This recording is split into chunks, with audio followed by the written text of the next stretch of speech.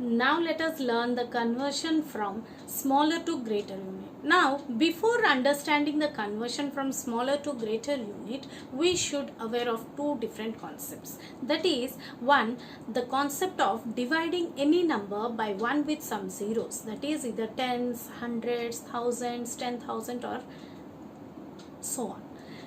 Or we should know the concept about the decimals, how to convert any fraction that has tens, hundreds and thousands in the denominators can be converted into decimal number, which you don't have in this session, but we should learn this one in order to do the conversion from smaller to greater. So let us learn how to do, and let us recapitulate how to divide any number by tens, hundreds and thousands. Suppose we have a number 263 and I am dividing it by 10.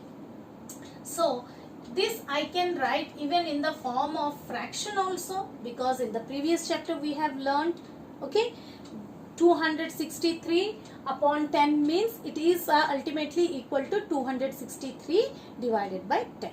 Now if I am dividing any number by 10, just recall what will be the quotient and what will be the remainder. As I have 1 0 in the divisor, the last digit, that is the last digit in the right will be your last one digit in the right will be your remainder, and the rest of the digits will be your quotient. So 3 will be your remainder and 26 will be your quotient.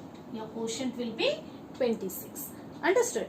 Now similarly, if I want to divide 1468 by 100. If I want to divide 1468 by 100, in this case what will happen? It can be written as 1468 divided by 100. It can be written as 1468 divided by 100, where if I want to find the quotient and remainder, what will be the remainder? I have 2 zeros in the divisor. Now accordingly, the last 2 digits of my dividend will be the remainder and rest of the digits will be the quotient. So my remainder will be 68 and quotient will be 14.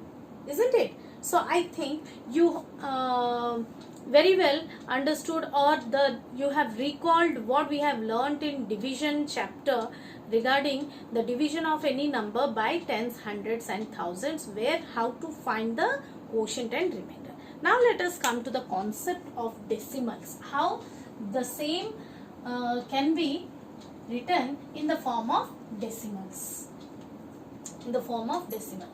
Now I am just drawing a dividing line and showing you here we were having the quotient and remainder, isn't it?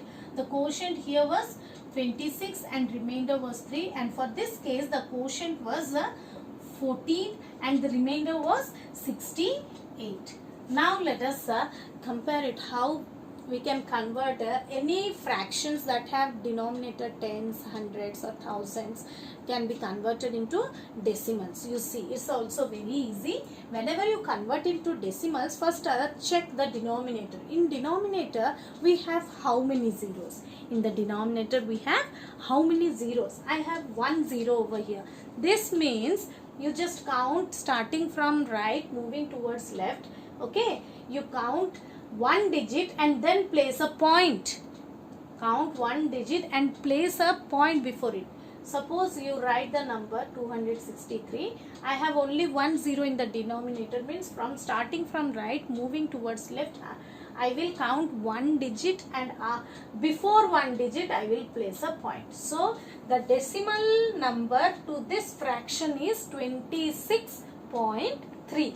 Similarly, if I want to represent 1468 by 100 in terms of decimals, so what can I do? What I will do? First I will write the number, and now you see how many zeros do I have in the denominator? I have 2 zeros. So starting from right moving towards left, I will count 2 digits and then place a point before 2 digits, that is 8, 6. I got 2 digits as I have 2 zeros in the denominator, and I will place the point here. Okay. Now Let us do for one more sum. Suppose 343 by 1000 I have. 343 by 1000 I have. What we will do in this case? In this case, what do I have? I have the number 343. Clear? Now, how many zeros do I have in the denominator? I have 3 zeros in the denominator. This means starting from right, moving towards left, I have to count 3 digits and place the decimal point before it. So 1, 2, 3, I have counted 3 digits, and before the third digit, I will place the decimal point. So this is my decimal number to this given fraction. Now, before this decimal point, I have no digits. So what can I do in that case? In that case, I can place a 0. So you should remember these both the cases when you are dividing by tens, hundreds and thousand, how to find the quotient and remainder of the division process, as well as when dividing by tens, hundreds and thousand, how to represent that fraction in terms of decimals also. Now these two concepts we are going to follow in the conversion of one lower measuring unit to greater measuring unit, or the smaller unit when it is converted into greater measuring unit. We will follow this.